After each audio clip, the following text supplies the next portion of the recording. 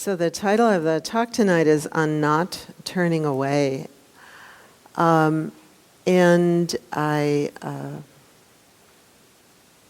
had a really hard time working on this talk because I've been giving a series of, I don't even know why I had such a hard time, but I've been giving a series on relationship and relationship as spiritual practice. And I also wanted to give us some context for this wonderful offering that we're getting on Thursday night from Charlene Green on racial and ethnic history in Charlottesville. And so I wanted to kind of tie them together and, just offer context that would be suited to both of them. And what I found as I started to work with it is that there were about 40 different ways that the Buddha's teachings are relevant in tying these two together. And so I ended up with about 40 different talks, And it was just really hard. It's like, Sharon, you have to be like kind of straightforward here. And so anyway, so it was really hard. And maybe that's sort of part of the context, actually, for the talk itself, that it might seem hard to you, too. How does it make sense for us as a insight meditation community to invite Charlene Green to speak on the racial and ethnic history of Charlottesville? How does this relate to our own personal spiritual practice? And so much of the teachings really focus so directly on, my own suffering, my own finding freedom from suffering, letting go, just release, that it can be really kind of confusing when we start engaging in an inquiry into engagement, into social engagement. And for that matter, even as we speak about relationship challenges, it can be something kind of similar. It's like, okay, here I am meditating on my cushion. How does it make sense for me to incorporate into my spiritual practice and my understandings of the Dharma these difficulties that I have in relationship, maybe relationship with other people in my family, or relationship with neighbors or people in the community, or politics or whatever. How does it make sense within the context of my spiritual practice to inquire in this way, when isn't it really just about sitting on the cushion and becoming serene or something? So I wanted to try to integrate it all in a frame that was large enough, not because we're trying to be, as IMCC, we're trying to be politically correct, or even less so that, let's come to a Dharma talk and hear Sharon Beckman-Brindley's opinions about things. But, how does this make sense in terms of our understanding of our spiritual practice? And it became, in my own mind, sort of like herding cats, because there are so many ways. There are just so many ways that it makes sense. It makes deep sense. And then I got really complicated about, it makes such deep sense. Now I have to talk about this really complex, subject it wasn't pretty. But anyway. So I'll start here. I thought I'll start with this. So it's like, I'm not turning away, and then the question is, I'm not turning away from what? I'm not turning away from who? I'm not turning, why? What? Where? How does our practice invite us to not turn away? And what is it that we are to learn from all of these struggles that we have? So the mark of wholesome practice is the personal insight, indeed, and wisdom that leads to a real diminishing of greed, of hatred, and of ignorance. So a mark of our progress, if you will, in our spiritual practice isn't how good the meditation was that I just had, but in my life, in my heart, in my mind, is there a real diminishing of greed and hatred and delusion? Can I find that emerging in my life? So it's not any kind of accumulation, not trying to get something or pile up meditation points, but really of letting go. There's a Mahayana teaching that's called the Bodhisattva vows, and there are 4 of them, and I'll just read 2 of them. The first one is, I think that might be a little too loud, Judy. Thank you for trying to help, but am I right? It's a little too loud? No? We good? You all right? Could you just stay there and continually move it back and forth?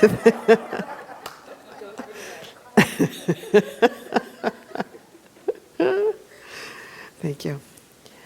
The first Bodhisattva vow in the Mahayana tradition, which is the 4 vows that people take as part of their practice, one is greed, hatred, and ignorance rise endlessly. I vow to abandon them. It's like, okay, that sounds sort of like what we do in our practice. And the second one, the many beings are numberless. I vow to save them all. That one kind of gets us a little stuck sometimes. It's like, what? Really? We vow to save them all? But this isn't a talk about the Bodhisattva vows, except it sort of is, because what it means there is that in our own minds, it isn't about going out and making soup for everybody. But in my own mind, if there is a sense of greed or aversion or delusion, ignorance, not understanding how things work, with respect to my own experience and with respect to all beings everywhere, that's part of my spiritual practice. So when it says beings are numberless, I vow to save them all. I vow to save them all in my own mind. Which then, of course, will overflow into all kinds of different practices, but really the heart of it is in including all beings in my spiritual practice. So spiritual traditions, all spiritual traditions, including ours, teach that what we do, say, and even think matters. It matters internally in the way we condition our hearts and minds, and it matters externally in the way that David Brazier speaks of, and just understanding that contemplation I read, just understanding that we're not separate, we're not isolated. There's no way we can cut ourselves off effectively from all beings everywhere. It doesn't take very much contemplation to get that, to really see that. The Buddha teaches that only the diminishment of greed, hatred, and delusion with respect to everything and everyone that seems other and alien will lead to our happiness, my happiness, our own personal happiness. That only the letting go of greed and aversion and ignorance with respect to all beings everywhere. That's the heart of our spiritual practice. Jack Kornfield says, whenever we are stuck in suffering, it is because we have not looked deeply enough into the nature of experience. I've talked about that in the last couple of weeks when, we've talked about the difficulties in our relationship as being like a doorway for us, as like the little doorway with a little sign that says, here, look here, here's a place where you're caught in not looking very deeply or not looking deeply enough into how does the practice work with this. Another talk that I will give in December, it's going to be a ways now, but I'll give at some point, is Ajahn Chah often talks about, Ajahn Chah was an enlightened master, he's died, was an enlightened being, and he often talks about the long journey of his own practice and the diligence of the journey. So it isn't about me listening or you reading or you practicing. You go home, you practice for 30 minutes, you say, I don't know what's wrong with me. I haven't figured this out. But it's about taking the teachings into our minds and hearts and really puzzling over what on earth does this have to do with that, And how, if we're not just kind of thinking about I should be nice, or I should be politically correct, what on earth does my sitting on my cushion have to do with understanding the racial and ethnic history of Charlottesville? It's like, what? But that we really kind of take that inquiry and we begin to puzzle with it ourselves very personally. How does my practice, how does the edge of my practice, how does the place where I am cultivating whatever it is that I'm cultivating relate to this dilemma that I have? So it's not freedom from stress, and I've talked about that in the last couple of talks, and I think we all do every night when we talk. It's not freedom from stress, not freedom from difficulty, but freedom from that second arrow, freedom from the things that the mind does to kind of torque and deepen and aggravate the stress of the difficulties of our human existence. It's also a highly personal journey for each of us. So if I were to deeply interview each one of us, including myself, about how does this work for us, where does this land for you tonight, I promise you it would be different for each of us. It's a very personal journey, and the Buddha pointed to that, to be a really personal inquiry. And where Ajahn Chah keeps coming in, he says, and it's not easy. That's next week's talk. I'll talk again next week. Give you a little bit more of the perspective that Ajahn Chah gives on it. But it's not necessarily easy. But it is nevertheless what we're called to. So, my original dilemma to develop this talk, wanting to maintain the focus on relationship and introduce racial and ethnic history in Charlottesville. I'm like, okay, how do we do that? And keep it in the context of the Dharma that we're teaching. Why would IMCC sponsor this? What does this have to do with our own personal spiritual practice? I thought of a story that might help, if not, it might be amusing. Many of you know I really love flowers, and I love to arrange flowers, and often buy those little stacks of, 3 that they have at the grocery store and bring them home and put them together. My husband and I have a little game that we play. It's called Stump the Flower Person. What he does is he goes to the grocery store and he buys the 3 most disparate bunches of flowers he can find. Because he loves that I love flowers, and he loves the arrangements that I make, and it just tickles us both. He brings home these 3 and it's like, oh, please, these cannot possibly go together. So we have this little game, it's Stump the Flower Person. And, it's my job to make them into some kind of beautiful arrangement. One of the things that I often have to do in order to accomplish that is kind of think outside the box. I have to kind of look out the window and out into my yard. I have a very big yard, out into my yard and see what's available and how would we combine this and little ones of this. Anyway, it's a great game that we play with each other, Stump the Flower Person. And I thought of an analogy that life presents us with exactly those kinds of things. It's sort of stump the human person, Okay, what do I do about social engagement and, the headlines about racism in Charlottesville, and how does that relate to my spiritual practice on my cushion, on Wednesday morning? And it's sort of stump the human person, It's like, okay, there's these things that just seem so disparate. And it's not just sort of theoretical. I can't look up, and get some kind of, nice answer to it. It's a very personal inquiry. Just like when my husband brings those flowers, I have to take the actual flowers and figure out what to do with them. So it's the same kind of thing, the stump the human person inquiry is to take the Dhamma, to take the teachings, and then to inquire into your own heart and mind. For me now here with this, what's mine to do? How do I work with this? This is Ajahn Chah.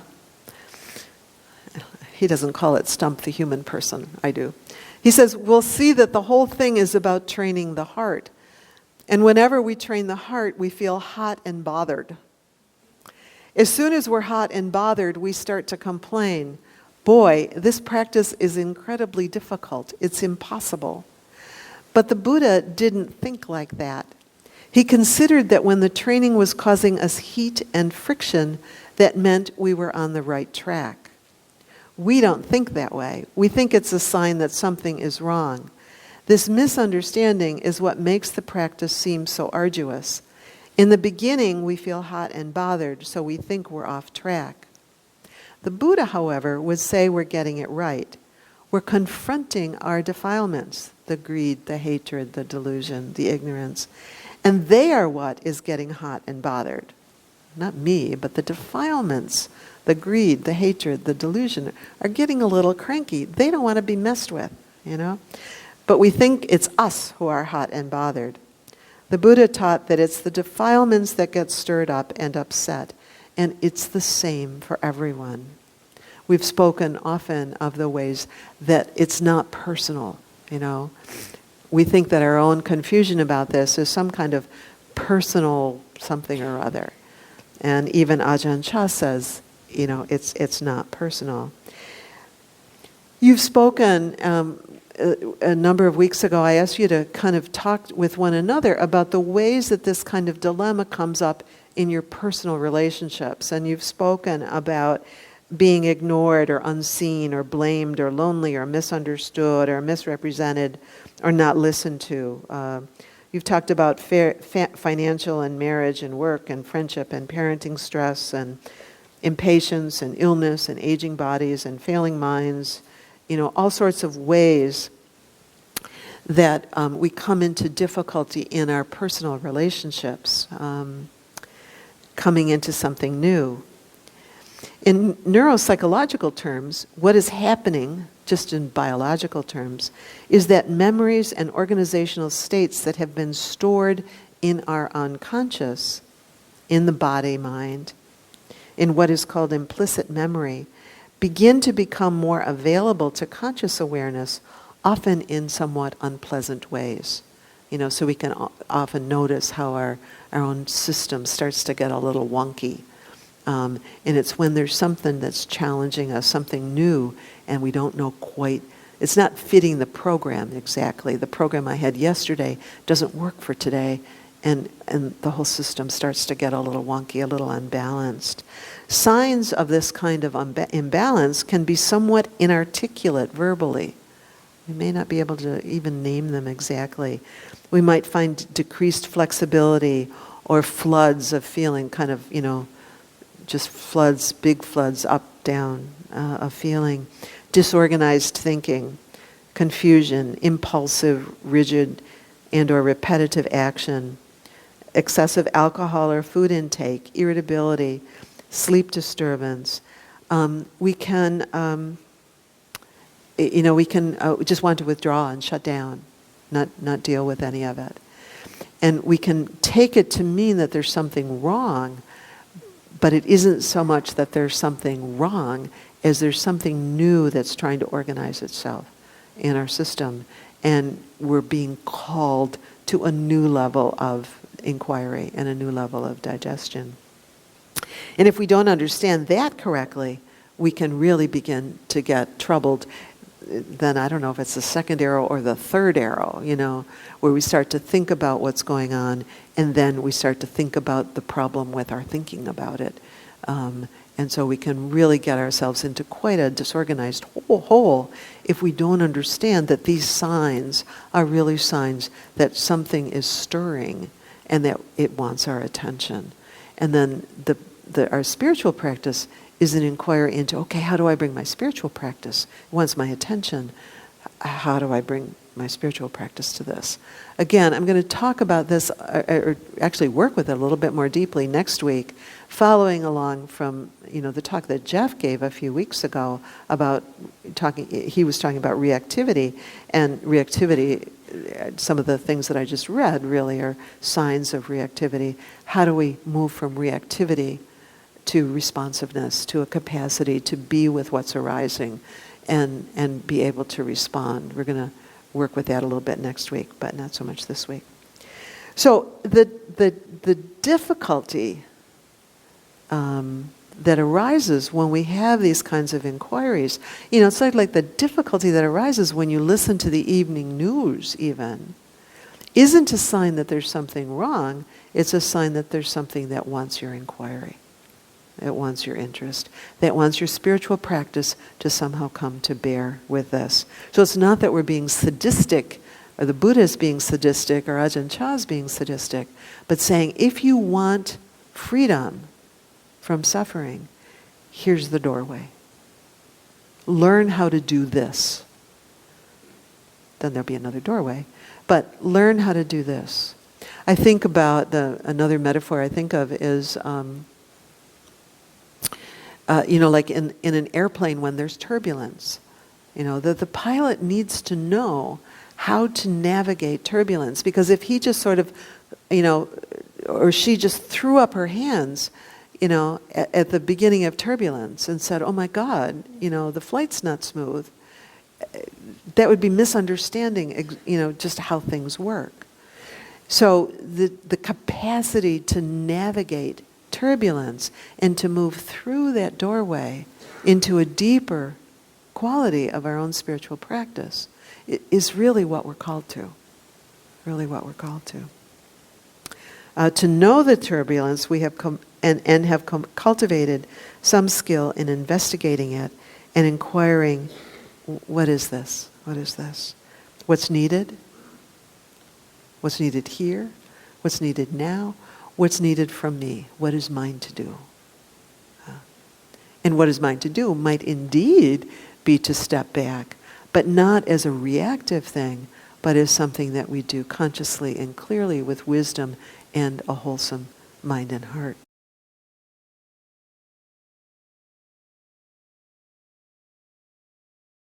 How does my spiritual practice, not like somebody's teaching out there, but the teaching, whatever teaching is really relevant for me right now, how does it relate to this inquiry, this question? In our spirit, the general principles in our practice, we're invited to cultivate the capacity to respond, to be alive. The stump the human person dilemma is how to be alive, abandoning greed. I must have sensual pleasure. I must be seen, recognized, valued in the eyes of the other. I have to have this. I must be safe. I must be comfortable, in control, not hurt, not have the unpleasant. And I will do whatever it takes to get this. I will focus only on myself, my own self-importance, and my own knowledge. Greed, the presence of greed. And so the Buddha says that's not going to lead to freedom from suffering. That's the teaching. The suffering of aversion, I will push you away, it away. I will push something away. I will push you away. I will hurt you. I will wish you ill. I will hurt myself. I will withhold. I will not receive. I will push myself away if these do not come to me, if these other experiences of pleasance do not come to me. Consumed by fears of your judgments or of my own inadequacy and unworthiness. I'll push myself away. I'll criticize myself. Aversion. The suffering of aversion. Ignorance. The suffering of ignorance. I will go foggy, confused, indifferent. If the pleasant, if being seen, being comfortable do not come to me. I will withdraw, I'll hide, I'll not challenge, I'll be silent, I'll not reveal myself. The suffering of shut down. So each of these, the heart of the teachings are the Buddha is saying, on the surface, those look like good ideas, but the stump the human person dilemma is that actually it doesn't work to follow those greed, hatred, and delusion and to look for happiness and freedom from suffering. So I'm inviting you to the Buddha says, I'm inviting you to take these things that don't seem to go together and really explore, because I'm telling you they do. They do. So the inquiry. So it's whether it's the inquiry into my own personal depression or grief or sadness, or whether a relational difficulty, or whether this larger inquiry into social justice and social action and the political world. What am I called to? How do I make sense of this? This practice in this area. And we cultivate the capacity to, first of all, simply know. When my husband brings me the flowers, I have to kind of sit with these flowers for a minute. It's like, okay, now what? Because clearly they don't go together. It's just not possible. So you have to sit with it a little bit. And there's a kind of sweetness, if we really look closely, there's a kind of sweetness with that sitting. Just seeing the dilemma. And that it's a human dilemma. It's not personal. It's not personal. It's a human dilemma. I'm reminded, you've heard me talk sometimes about the butterfly effect, and I was reminded about the butterfly effect with respect to this. Those of you, I'm sure you've seen it in the news in various places, and there was a bunch of meteorologists who were into predicting weather patterns, and they had these computer programs, and they would plug in all the different variables, and they would produce the prediction of what the weather was going to be.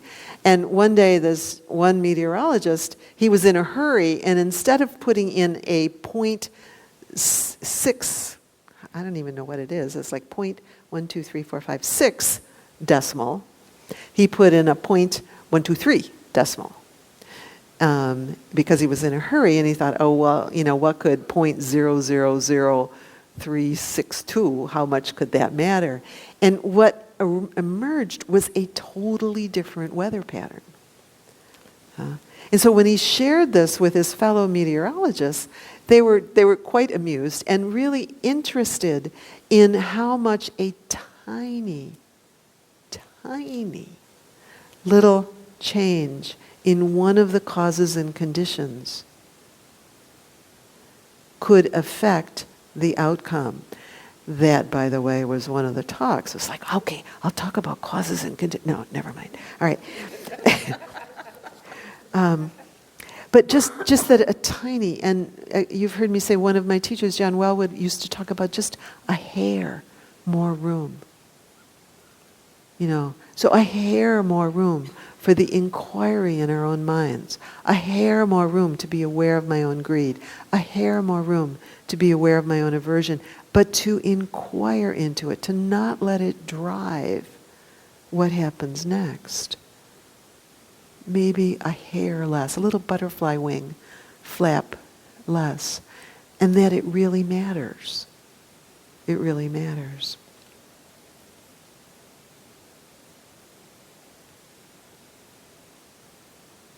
So the inquiry, what are you? You different from the person sitting next to you. What are you being invited to cultivate with these challenges to release? Is there greed or aversion or delusion clouding your vision, stealing your energy, obstructing wise action? Are others' views and opinions and decisions and actions interfering with your own capacity to discern what is yours to do? That's the warrior's path. That's the spiritual practice that we're called to. Philip Moffat says, your suffering and turbulence presents an opportunity for the most relevant, sophisticated, inspiring, and useful inquiry you could conduct in your life. The Buddha called the truth of stress noble precisely because suffering requires that which is most magnificent in you to come forth. Jack Kornfield said, the best meditation practice uses awareness to heal the heart and is concerned not so much with our stories as with fear and attachment and their release, and with bringing mindfulness to areas of delusion, grasping, and unnecessary suffering. The spiritual journey takes us deep into the forest and leads us back to the marketplace again and again until we are able to find compassion and the sure heart's release in every single realm. I'll close with a poem. It's called Clearing. Do not try to save the whole world or do anything grandiose. Instead, create a clearing in the dense forest of your life and wait there patiently until the song that is your life falls into your own cupped hands and you recognize and greet it. Only then will you know how to give yourself to this world so worthy of rescue. Amen. So, blessings.